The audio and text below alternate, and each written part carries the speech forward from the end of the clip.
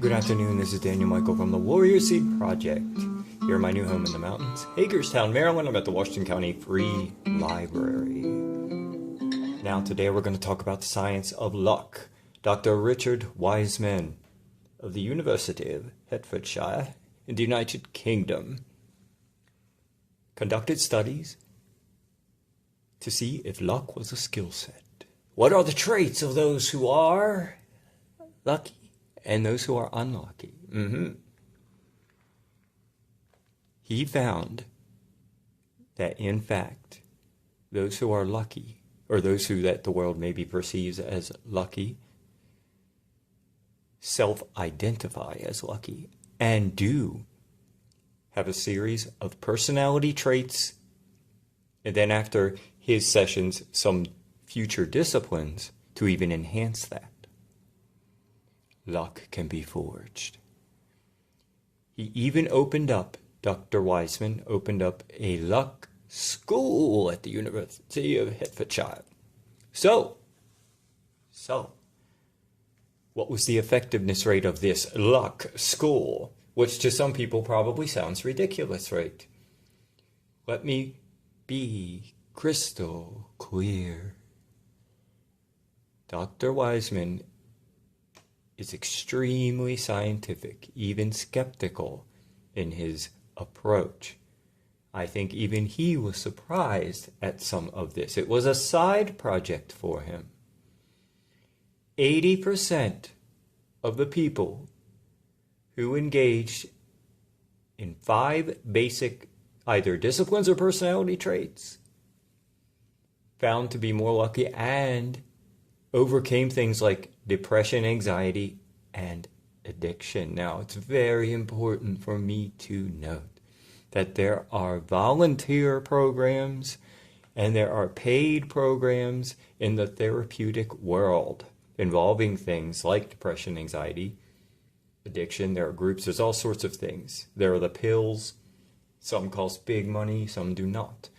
Their effectiveness rate is between 3, depending on which approach it is, 3% and 20%. 1 in 5 humans is positively affected by the anti-anxiety, anti-depression pills. It only works on 1 out of 5 people. And then there are other therapeutic approaches that I personally don't agree with. I won't name them here, that are somewhere in the 3 to 10% effectiveness range, and that's being kind. Moving on, 80% effectiveness, folks. That's why I like to share this stuff. So what are these traits? Expectations of a positive outcome. You might be thinking, well, if I've lived a difficult life, how am I going to expect positive outcomes? Good and fair question. We'll get to that. Creating and noticing opportunities. Number 3, going with intuitions, gut feelings. Now, could be the case that gut feelings are horribly wrong. The consistent thing in this equation is taking quick action. Hesitation, therefore, being the potential enemy. And remember, failure is data.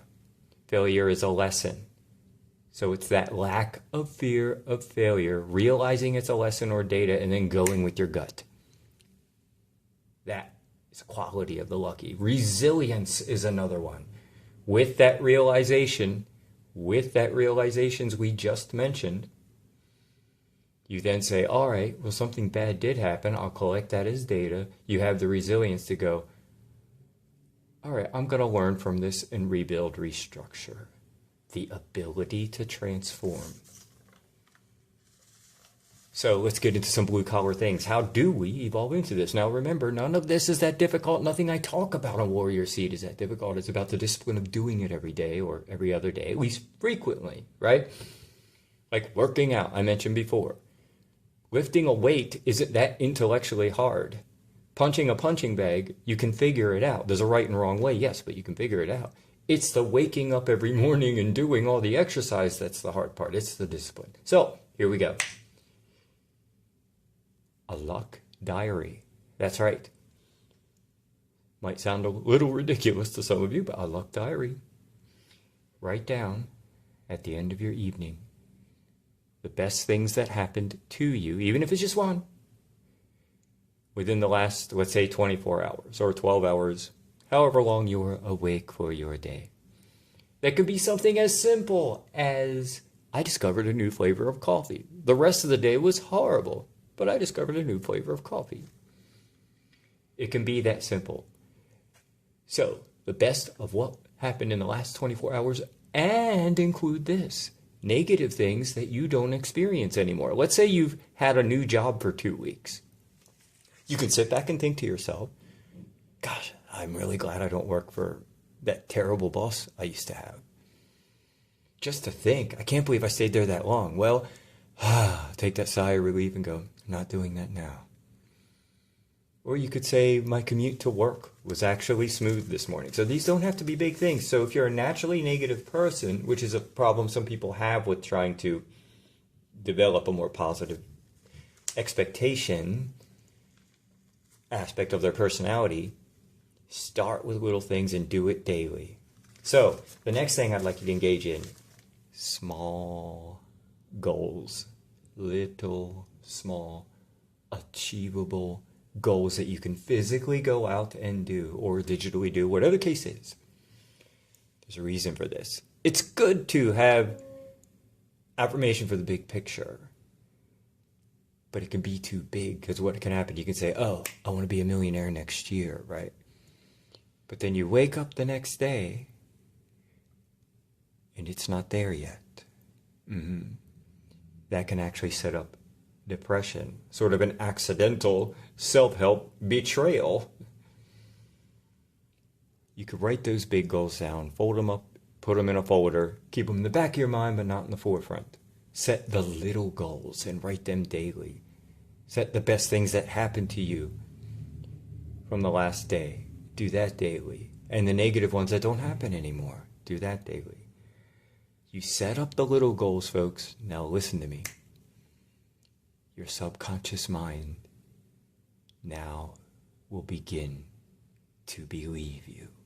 You see, when you set the big old vision board goal with the Lamborghini and the yacht and the mansion, and you wake up the next day and it's not there, your subconscious mind, your soul, your spirit doesn't believe you.